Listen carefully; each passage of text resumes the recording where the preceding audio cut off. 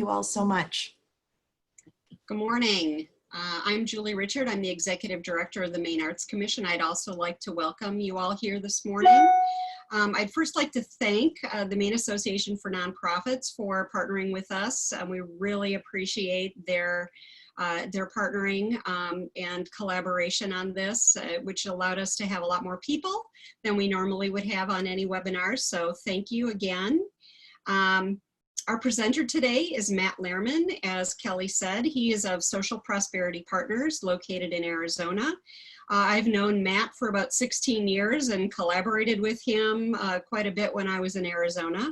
Now almost 8 years ago, I can't even believe it's been that long, but Matt has presented at 2 of our Maine International Conferences on the Arts to high acclaim, and he also presented a webinar for us earlier at the beginning of the pandemic crisis. Matt founded and served as the longtime executive director for Alliance for Audience and ShowUp.com, which was a statewide marketing collaboration in Arizona's arts and culture sector.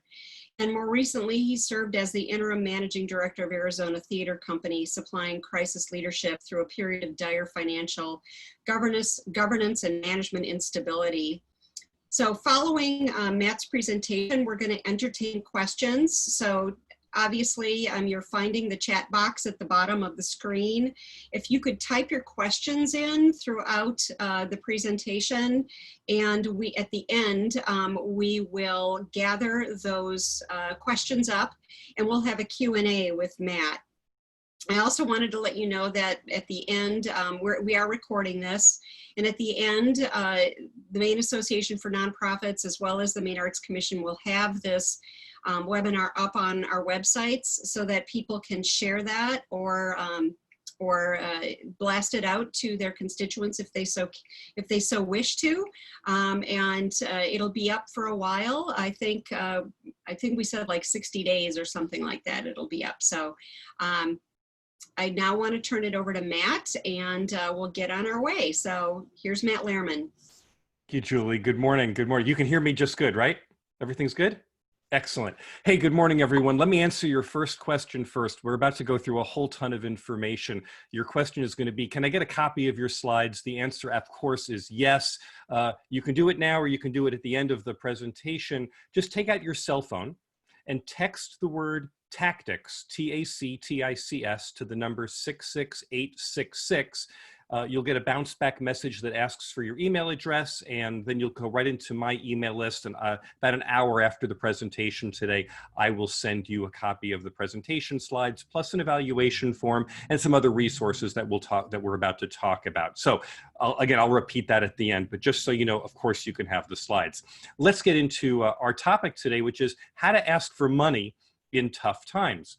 Well, let's recognize we are in a moment of disruption and uncertainty and stress for ourselves and for our organizations, but I would suggest that you resist calling this the new normal. This is not the new normal. You'll know we're in the new normal when you can organize for the near future and you can plan for the long-term future. That is, when you're stable enough to have the ability to focus on strategy. But we're not in that moment right now. I call this the raw normal.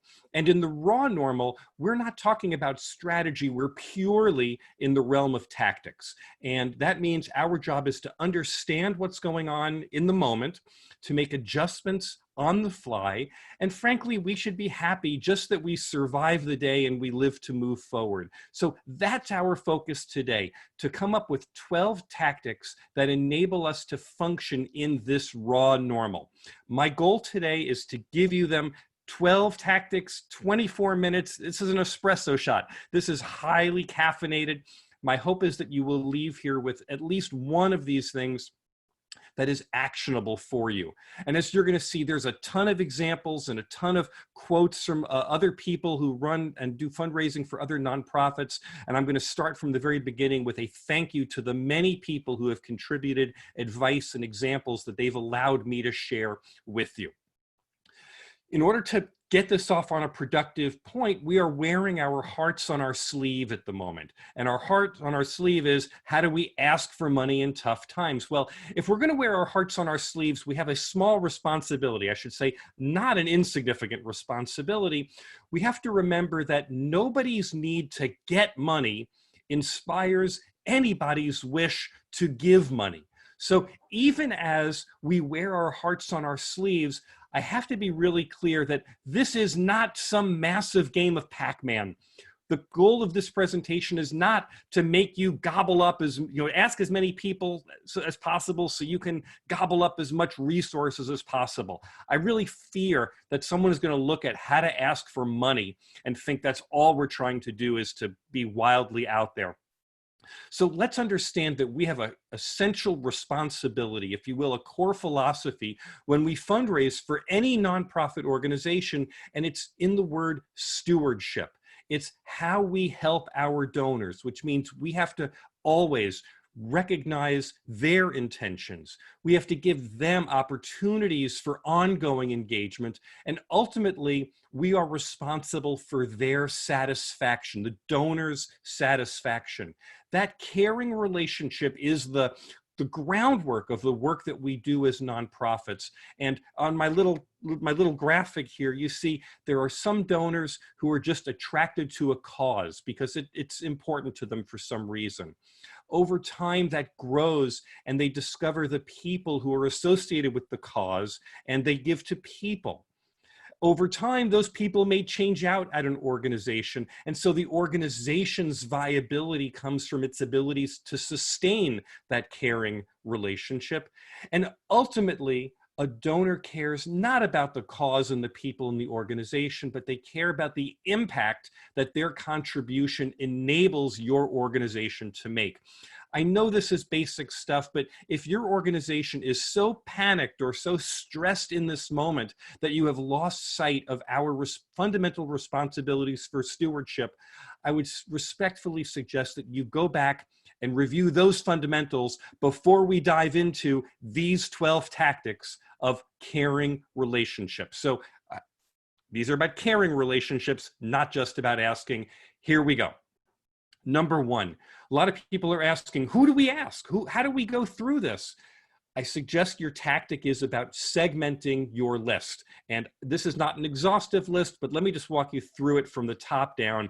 You're going to start with your large donors. Why? Because that's where the money is. Obvious. You're going to go to your prior large donors. I put them right at some point. Those prior large donors loved your organization, chose to support you. Look, sometimes people die, they move, they have situations in their life, things change. This is an ideal moment to reconnect with those that you can, to make sure that those relationships, because there was so much pride and so much caring before, think of it as latent caring. It's probably still there. It's worth going back to. The third on the list I put are longtime donors of any dollar amount. You've got people who have been giving to your organization for 5, 10, 20 years, maybe only $25 or $50 or $100 once a year.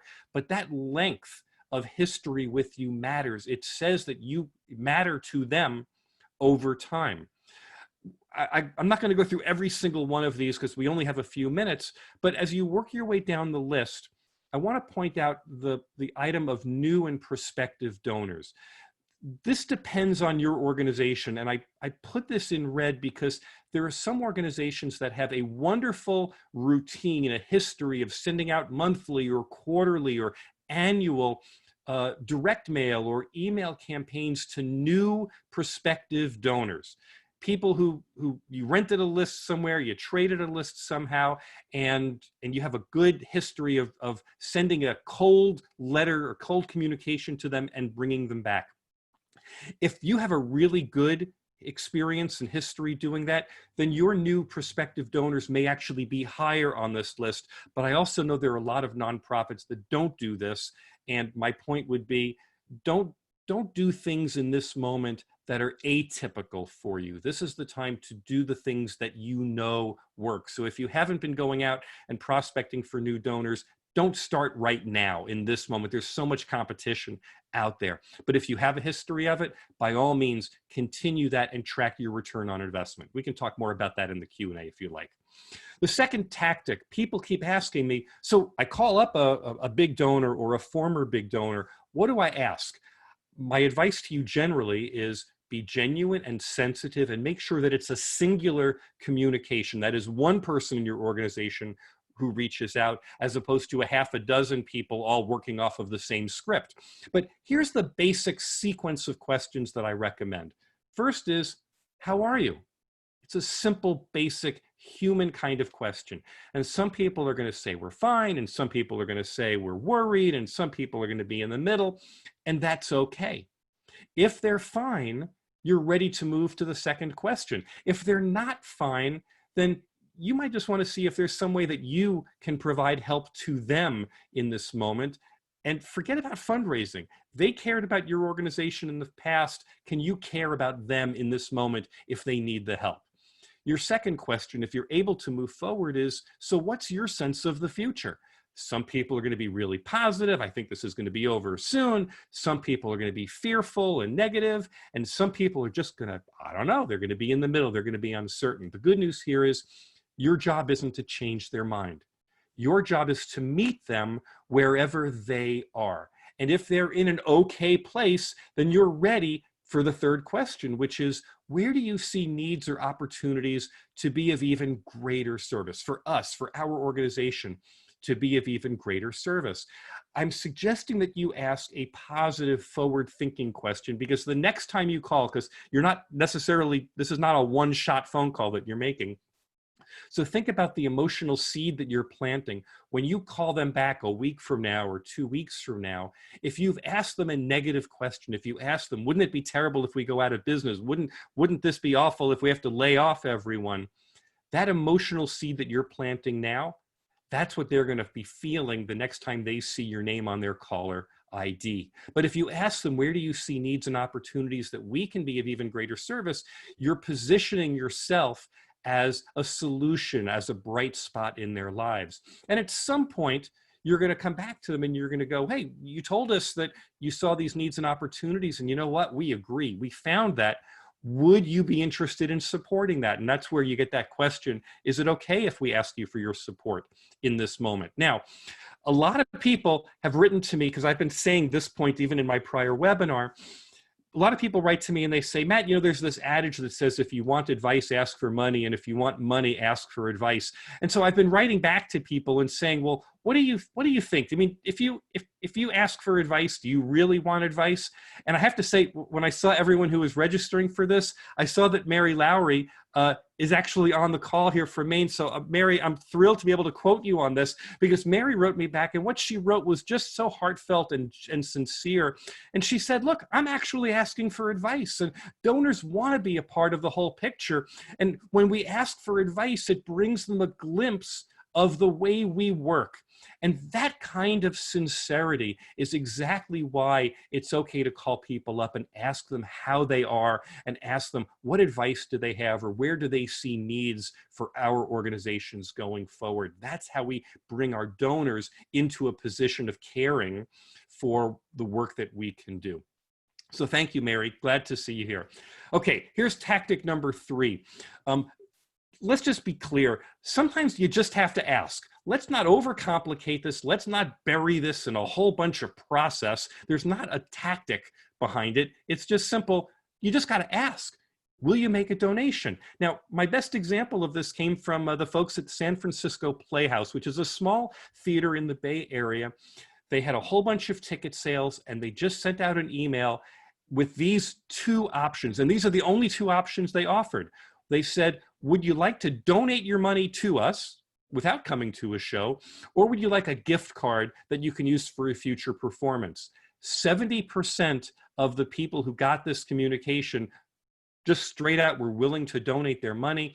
30% took it as a future credit. But I I contacted TU, who's their director of audience and donor relations.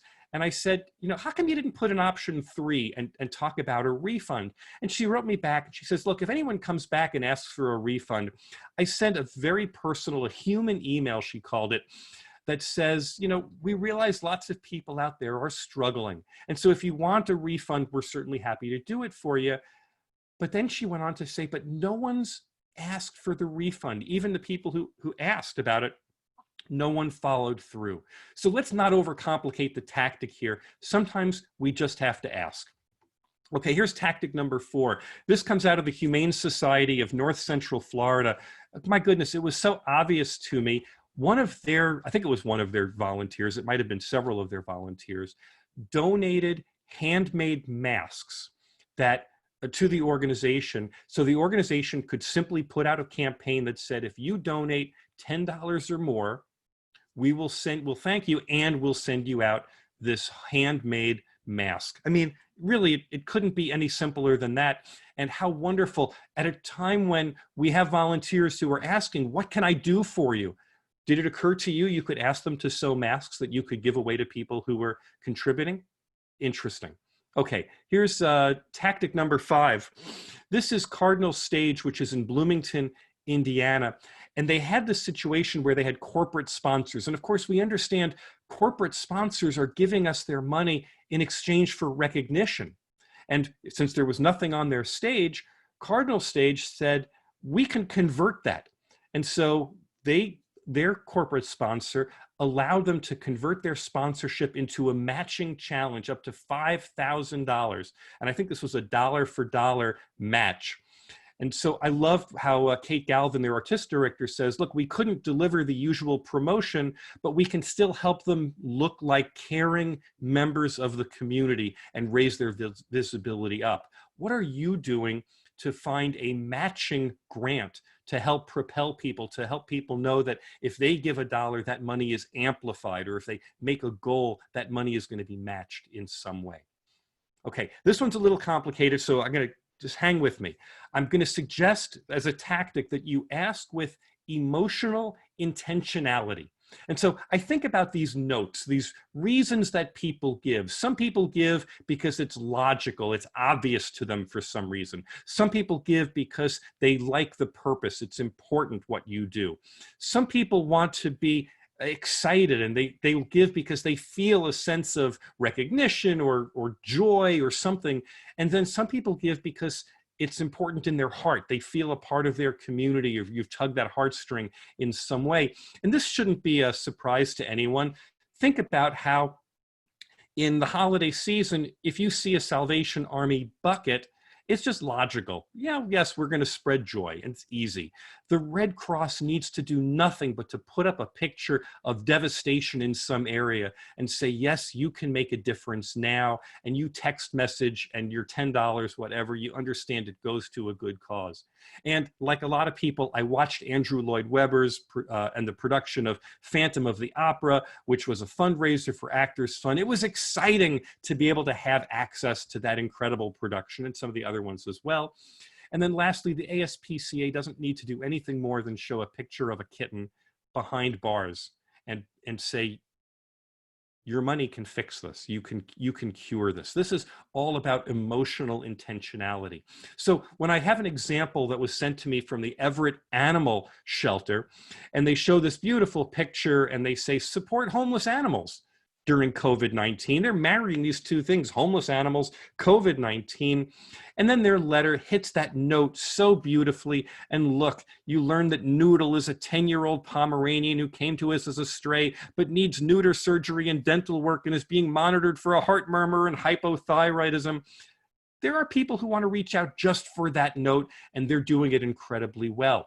But I want to take you one more step, because look at this example that I got from Arizona Theater Company. Under the headline, "We Will Weather the Storm," it was a long letter, and it begins, "Dear friends, I hope you and your family are safe and sound." It's signed by their artistic director. And you know what? I think this was a brilliant thing that they sent out. But what was brilliant was in the course of the letter, they hit all of the notes. So from a logic standpoint, They talked about how losing the last 2 shows of their season was a significant financial hit.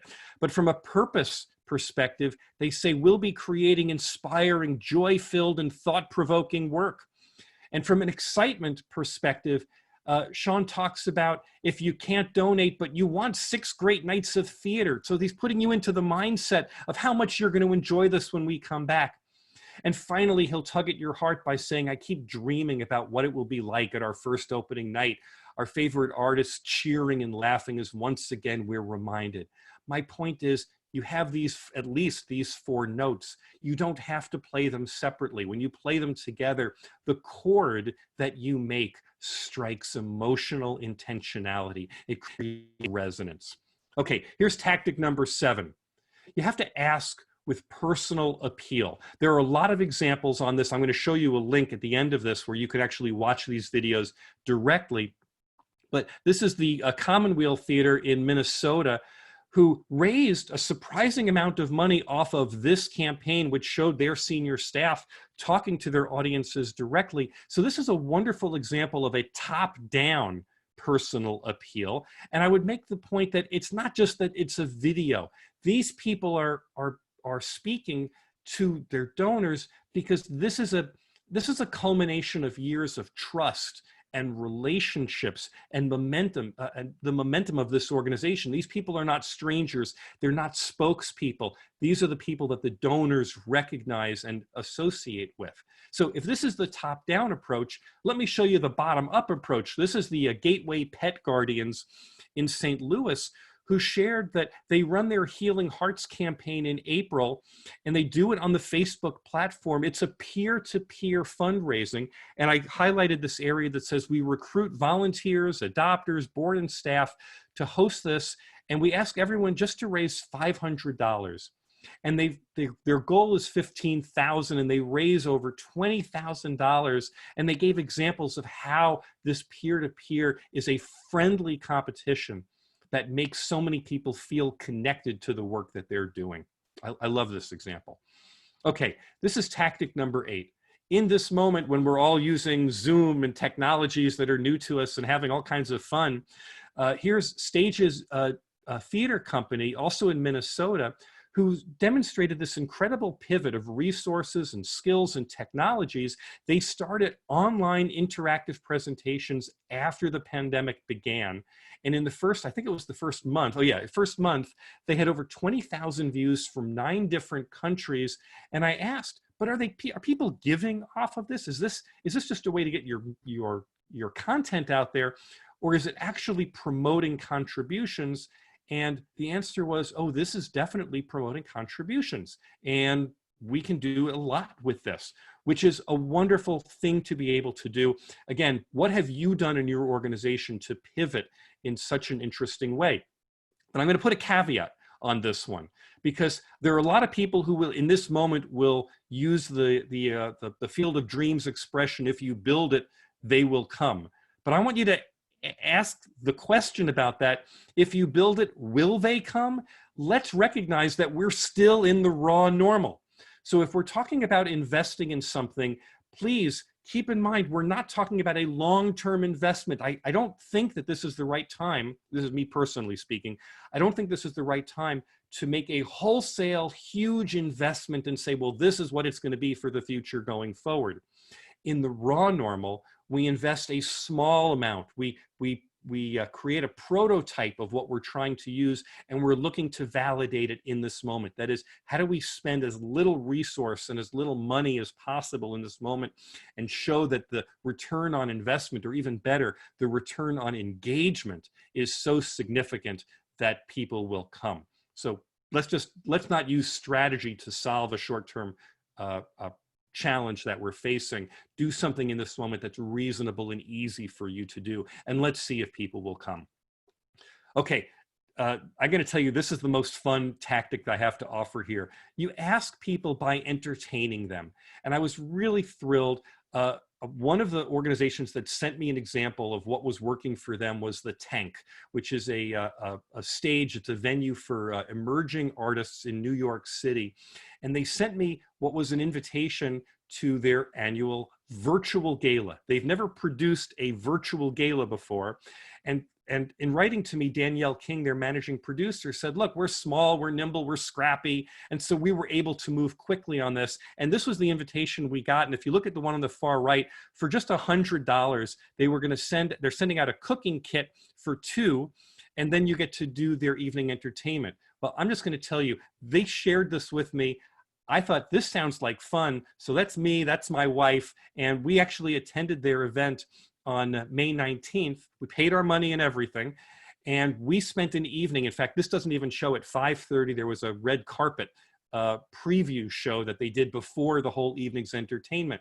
And yes, we received a box from our local grocery store. They had arranged, sent all of the food to us. We did the cooking along with them. And then that evening, we had a wonderful time. Understand, we did this at New York time. I'm in Arizona. So it was 6 o'clock when it started there. We were cooking our dinner at 3 o'clock in the afternoon.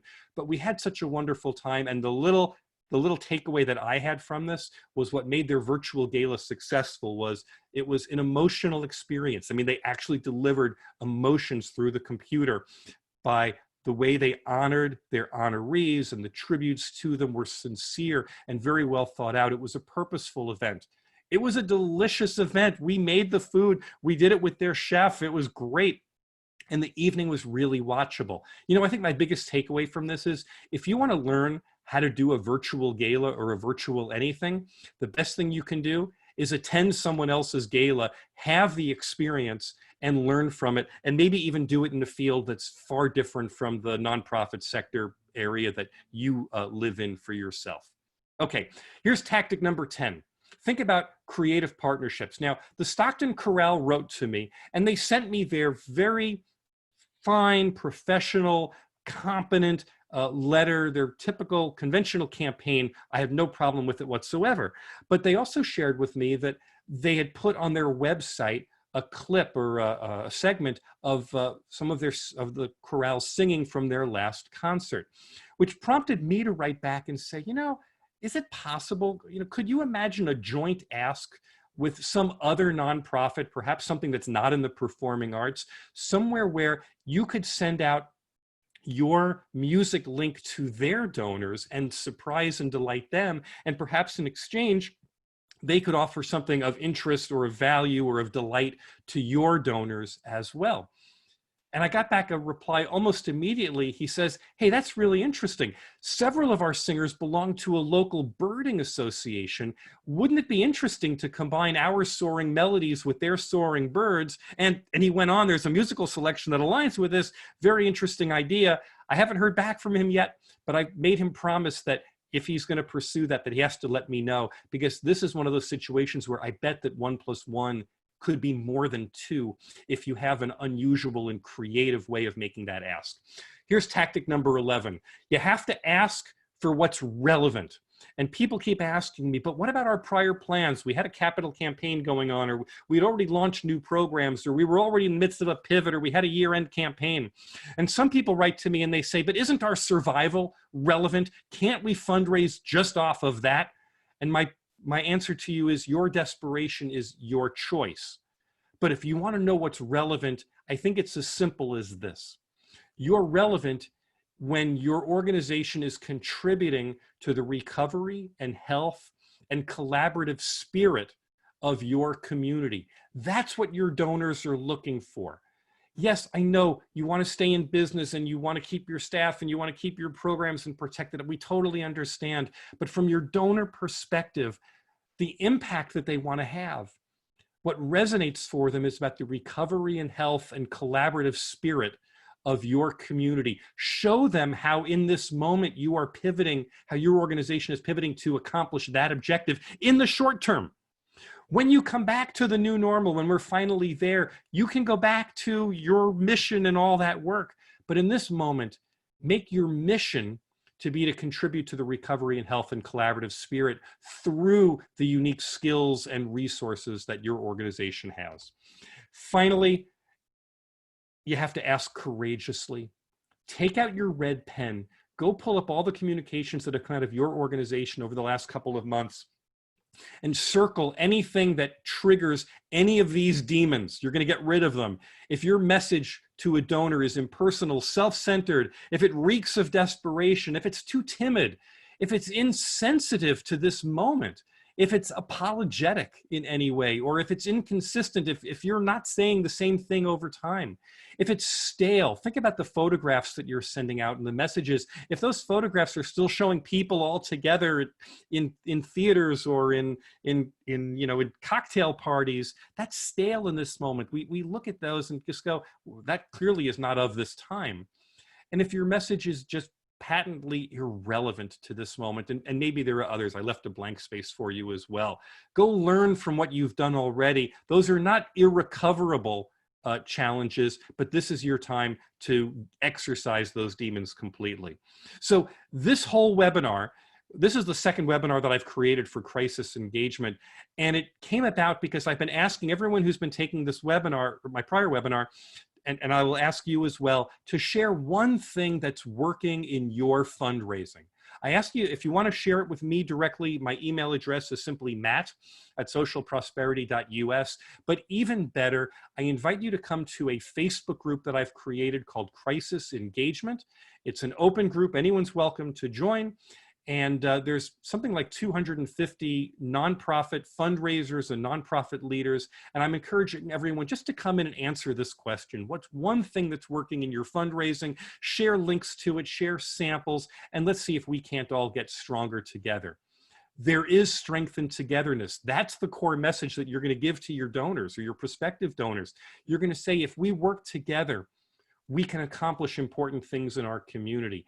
But that same strength and togetherness is why I invite you to the Facebook group. It's why you belong to the Maine Association of Nonprofits, and why you work with the Maine Arts Commission, and why, frankly, the partnership of the two of them is so powerful together. And I applaud both organizations. And I thank Kelly and I thank Julie, because there is strength in togetherness. That same spirit of how we're going to serve our donors is how we have to operate as a nonprofit field in total.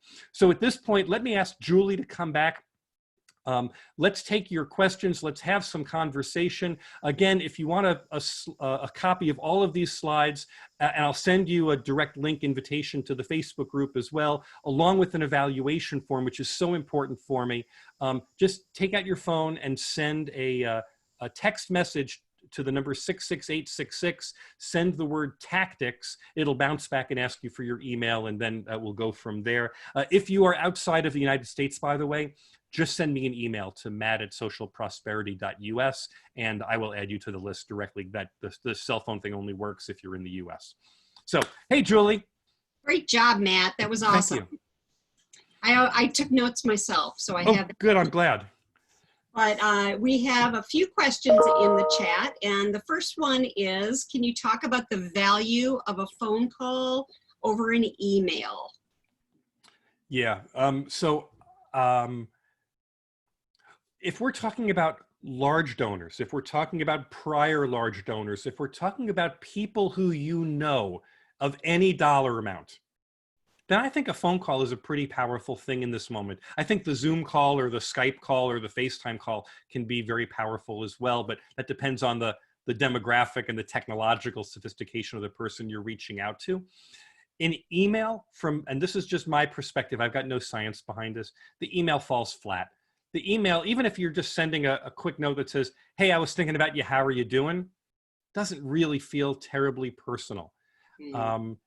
I think in this moment, when we are all starved for connection, this is a great moment to pick up. Look, I don't know if you've done this with, Julie, have you done this with your own family? I mean, there have been people who I've called up who I haven't talked to in years, distant cousins, where I've just called up and said, I was thinking about you, and I just thought I would just give you a call and see how are you doing. Have you done anything like that, Julie? Yeah, absolutely. Yeah. So why wouldn't we do that with our donors? Even a prior donor who hasn't given in 5 years, and just say, what, I was just thinking about you. I was wondering how you're doing. Mm-hmm. And look, that donor in their mind might be going, oh, well, it's the development director calling. I bet they're looking for money. You know what? I choose not to live in a cynical world.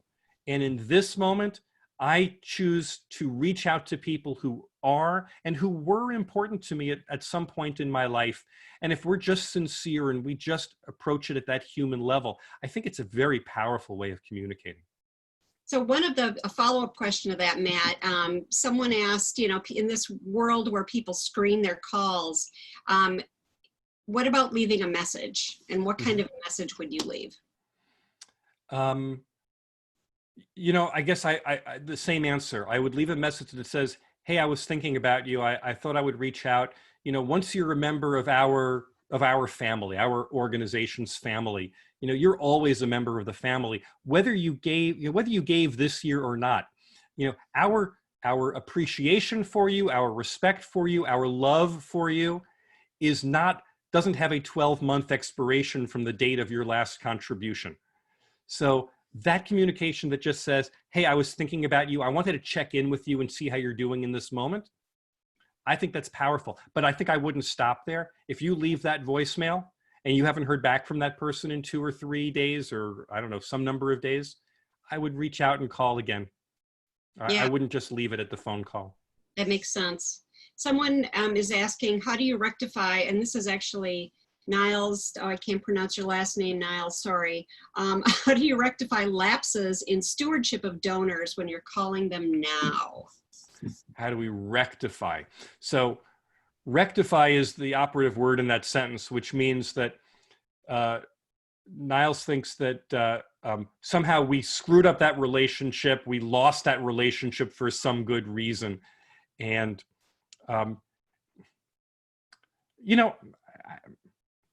Julie, have you ever been at like a party where you've met, like maybe a business reception where you've met someone, you know them, you know what you talked about, but you can't think of their name? Yeah. And you just have to like look them in the eye and just go, I'm so sorry. I know that we know each other, but I am just drawing a blank. Have you ever had to do that? Yes. It's awkward, right? It is for sure. So that I have the same answer to this. In this moment, swallow your pride, gulp it down, call up the person and just say, I just wanted to call and reach out and say hi. And if the other person brings up, yeah, but I thought we hated each other, or I thought we had a falling out, 5 years ago or whatever, you just have to go, we may have, but in this moment, that seems less important to me than just reaching out to the people who are important to us in the community and who we feel a sense of connection to. And that's the reason I decided to reach out. Be the bigger person, hold that, and I guess that's how you rectify. But Julie, let me ask, do you have an example of that? Do you have something that you do that do you always treat it head on? Sometimes it depends. It just depends. And All I right. think in this time of what's going on out there, I think a lot of old hurt is getting buried and going away, and it's a new time, and I think what you said is you just suck it up and you just do what you need to do, and it's really for the good of everybody else at this time. I wonder, can we invite Kelly back into this conversation? Because I wonder if at Maine Association of Nonprofits, if they've ever done any kind of training just specifically around, rectifying, damaged relationships. That's a really interesting topic. That might have to be a future webinar that I do. Maybe. But Kelly, do you have any thoughts on that? Have you done anything like that in the past? We haven't done a specific training on rectifying relationships, but I think what Julie had to say about people are sort of burying the old hurt, starting fresh. We have certainly noticed that sort of renewed sense of togetherness, and people are just sort of plowing ahead, moving forward. Yeah. I think that would be a really interesting follow-up Would be. question, Kelly, for the association, which is, does anyone have examples of how they've rectified damaged relationships? I'm going to put that on the Facebook group as soon as we're done with this, but that would be a really fascinating subtopic to go into. Yeah, and I'll float it to the folks out there right now if they want to type in any of their ideas. Make sure to select all panelists and attendees so we can all see your responses. But if anyone has any great ideas, let us know. So we do have another question. This is from Maggie, and she's saying she's in a new leadership position on her team, and she's saying, any thoughts on how to effectively connect during this time as a new person so that our top donors aren't communicating with an impersonal digital stranger? This is a really fantastic question. Let me answer this from personal experience, okay? Julie mentioned in the intro, one of the jobs I did, I served as interim managing director for Arizona Theater Company a number of years ago. It's one of the reasons I love that company. And on my first day, I was handed a stack of paper about, well, yay big. And I was told, this is the list of all of our donors for the last 5 years with their name, contact information, the dollar amount that they gave. And I was told, you know, you got 9 months and you have to raise like close to $2 million off of this. The challenge was that with just that list, you know, the only thing I could have done would have been to get on the phone and call people up and say, hey, I'm the new guy and I have no idea who you are or why you gave, but would you do it again? Which is a terrible way of approaching people. Fortunately, I was able to go back to a prior managing director who could narrate the story for me and who could tell me, you know, these people gave for this reason, these people gave for this reason. And if you don't have, I hope that your organization has some institutional memory. I hope it has a CRM system, a customer relationship management system, where you're diligently recording this kind of, these stories and this narrative. Because what should happen, what I was ultimately able to do, was to be able to call up a donor and I think what I said was, hi, I'm the new guy. But I know that you've been supporting the company for the last 5 years at $10,000 a year in memory of your son, who was an actor who had a heart attack and died. And that you contribute to support his memory. And I want to let you know that I'm here to continue that relationship and to continue to honor his memory. Now, I didn't have to be artificial. This was not a swarmy kind of thing to do. It was my responsibility to continue the relationships for the organization. So for the person who asked that question, you have to go and find some people who have some institutional memory who can help you narrate the story. And your job is to call them up, and it's a little awkward, I know, to call them and say, hey, I'm the new person, and this is what I understand to be true. And can we talk about that? Because I very much like to continue that relationship for you and for this organization. And you know what? Especially in this moment, I think people are very kind and forgiving, and they're going to give you the benefit of the doubt that you're doing the work that you're supposed to be doing on behalf of your organization. Yeah, it's, you know, I think that that's one of the first things I've always done whenever I've gone into a new situation is find out the history, you know, find out who those people are and what their connection is. And I think that's really, really important. Mm-hmm. I'm just curious, again, let me just ask, Julie, for the Arts Commission, do you know, do the arts and cultural organizations in Maine typically have CRM systems in place? Is that a routine thing? And I'll ask the same thing for Kelly. Have people invested in that kind of sustainable technology? Some do and some don't. Almost everyone at least has a donor management system where they can at least keep track of people and their histories through notes. But CRMs, you know, that's not necessarily a widespread utility, and they don't necessarily know how to utilize them to the best ability. So. Yeah, Kelly, what's your experience with nonprofits using CRMs in Maine?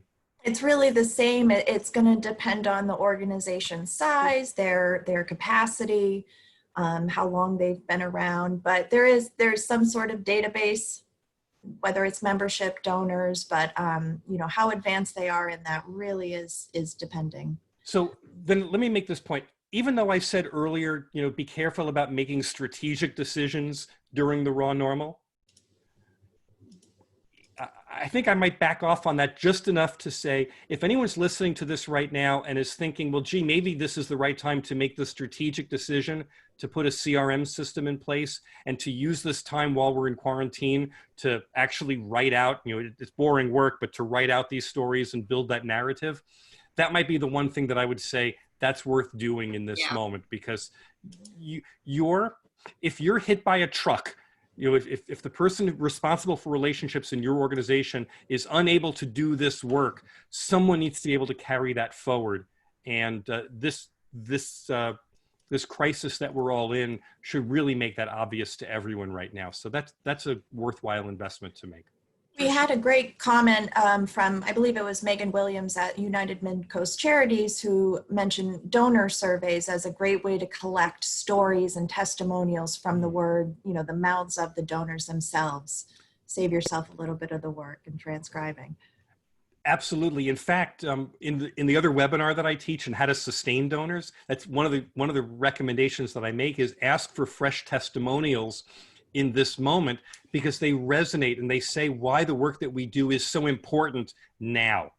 Because any testimonial that you have that's more than 3 months old at this point is going to sound stale because it's not recognizing the situation we're in. Asking for fresh testimonials is powerful right now. Yeah. And that actually, we had a question from Abigail Smallwood. If our organization is pivoting to provide support right now, is it appropriate to highlight that when asking for needs and opportunities that the donors are seeing right now? I'm sorry, I missed the first part. If they're pivoting to do what? To provide support in a more specific way during the pandemic, that's okay to share with donors at this point in time, right? Not just okay, it's essential. That's what your donors need to know, that you're not just sitting on your hands, in a hole waiting for someone to come and bail you out. So I don't have a real example of this, but I'll give you my theoretical example. If you have the kind of nonprofit that in the arts, we can't get together, we can't be in theaters, we can't rehearse together, we can't do these things, but if your venue is down the street, or your rehearsal studio is down the street from a grocery store, from a medical office, from people who are doing essential services in this moment, can you call them up and say, you know what, we'd like to come and help you with your curbside delivery or help you stock your shelves or whatever is the thing that you do, and send out to your donors. In this moment, the best thing that we can do is to be of service to our neighbors in our community. Here's how we're helping them. And we hope that we expect that when we're back in business, that you're going to help invite them in to enjoy the work that we do as well. And we hope you'll do business with them in the meantime. We are stronger together. We are in this together. Your donors want to see that your organization is taking that kind of that kind of caring approach to its community. Yeah, I think that's beautiful. So Matt, Rob is asking, my position is new to my company. I have 0 current donors. What is the best way to make these connections during this time? Rob has 0 current donors? 0. Well,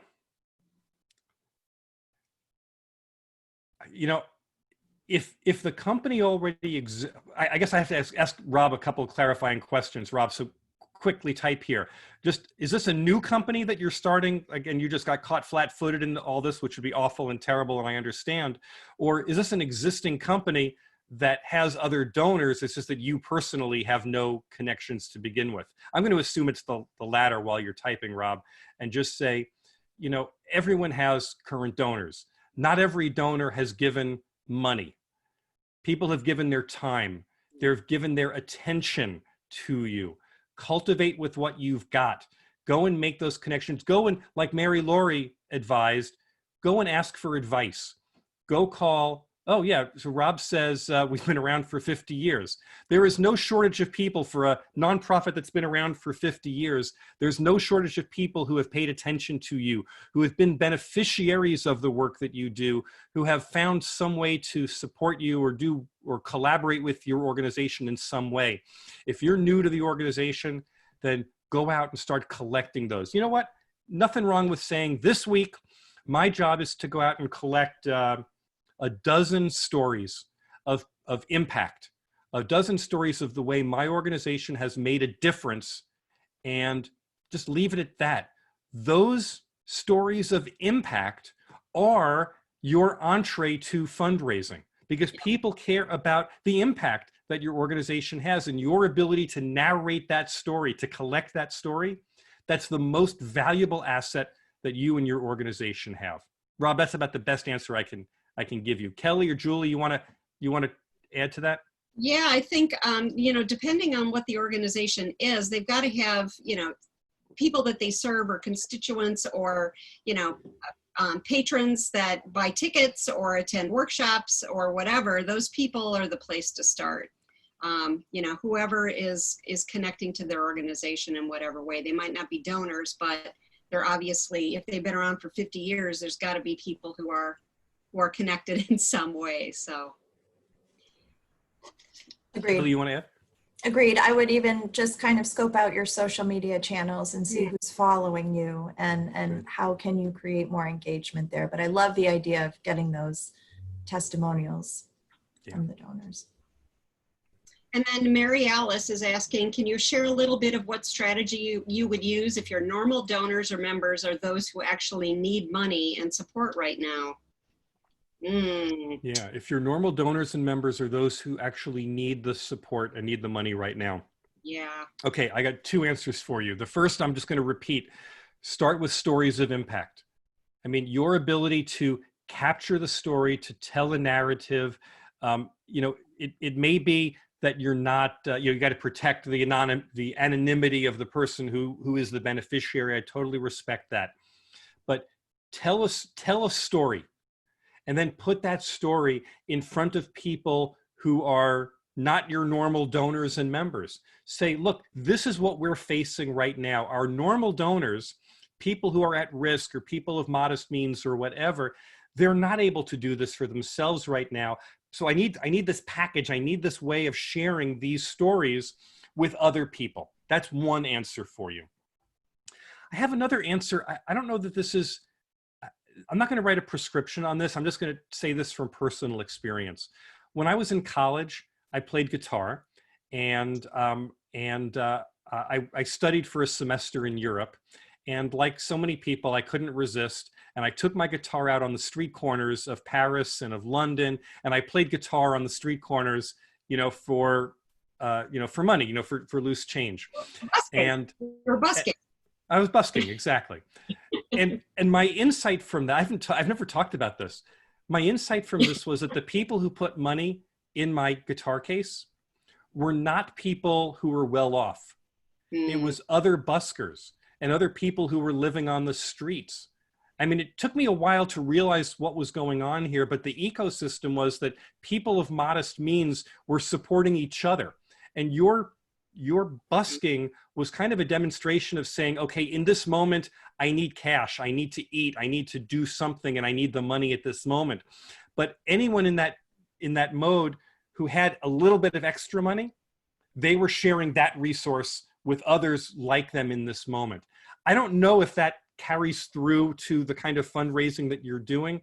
I hope it does. I imagine that there's something there. So I'll stick with my first answer, which is then go out and find a better way to pitch that story to new kinds of donors. But somewhere in that ecosystem, there is still a way for even people of modest means to support each other. And I would not be quick to discount that.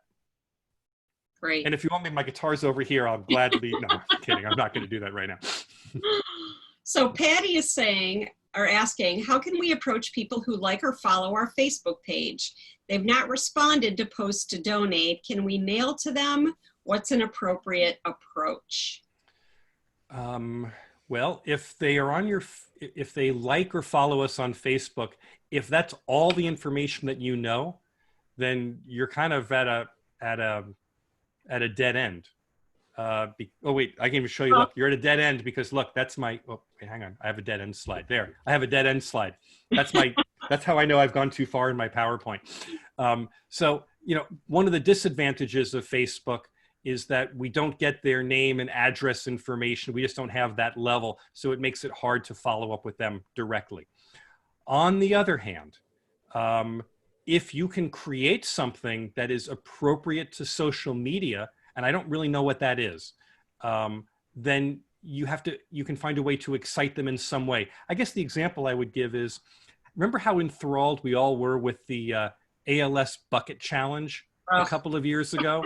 We were all dumping ice cold water over our head.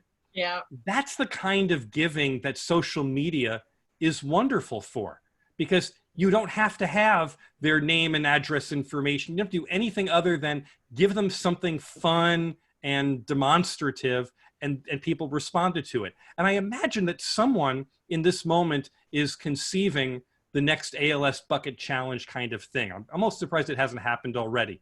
You know, someone's going to come up with something that we can do individually, social distance or whatever. So that it's going to happen. And you can't sit and strategize and say, I'm going to come up with it right now and we're going to have it going by the end of the week. I don't think, you know, that it doesn't work that way. On the other hand, if you and your organization can create something that is so powerful and compelling that people on Facebook will be enthralled with it, then that's your ticket. But I think that's a long way around. In this short-term moment, I would frankly spend more of my time on trying to get people to give you their contact information and approach the people that you know. And if people are at the fringes, if they're just lurking, I don't have an easy, quick solution for you for that. Yeah, they could actually private message every single person, but that would take an enormous amount of time.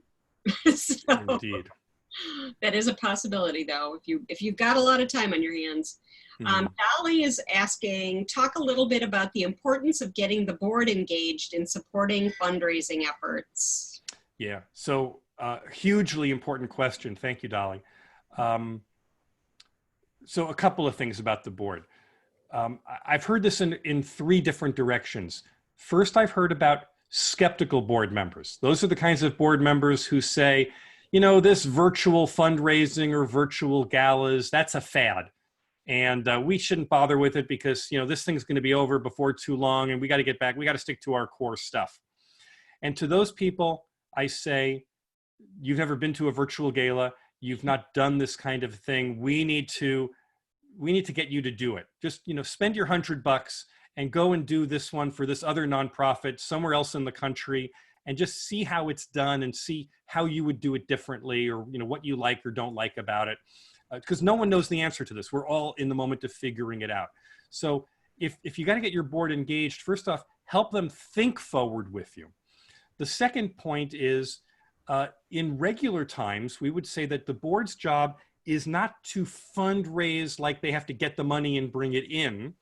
It's that they have to help you open the doors, right? That staff can be the ones to do the close, but the board has to be the one who says, this is the right person, this is the right time, I'm going to make the introduction, I'm going to make it possible for you to tell your story. That hasn't changed. The board member's job to get them engaged in fundraising is not, can you raise $5,000 for us before the end of the month because we have to make payroll? That's not going to be terribly compelling. In fact, that scares your board member. That makes your board member think that they're going to go out and use up social capital, and there's a real risk of failure here, and they're going to be embarrassed by that. So that's not it. Your board member, this goes back to your stories of impact. This is the time to make sure that your board member can tell a personal story of impact. In fact, one of my regular recommendations during good times is that every board member, every board meeting should have an agenda item where we ask one or two board members to just share a personal story of how they've seen this organization have impact in the community, something that they've seen personally. We practice that and we reinforce that among each other, because those are the stories that we have to tell when board members go outside. So if you've got a board member who is not engaged, my first thing that I look at is, do they have a story to tell? And if the only story they have to tell is, yeah, I'm on the board of a nonprofit, they need to raise $5,000 by the end of the month for payroll, then that's not a good story. And then the last thing that I would say is, as a staff member, your job isn't to get the board engaged. If you've got a board member who isn't, go find another board member who is, and see if you can't buddy them up somehow and kind of work behind the scenes a little bit and see if you can get another board member to mentor the board member, the recalcitrant board member, and help them along with what they're doing. Remember, I said nobody's need to get inspires anybody's need to give. So if you're the staff person, if you're the person who's the recipient of the monies that are ultimately coming in, I think you're in a much stronger situation if it's not you who's trying to motivate your board member, it's that they feel the sense of connection and it's organic, it's grounded to them. Kelly or Julie, you want to add to that? I think you nailed it. Agreed. Just taking it, taking the scariness out of the word fundraising, and it's more about the relationship development more than anything. I think this is a time too when you're really gonna separate the wheat from the chaff when it comes to your board as well.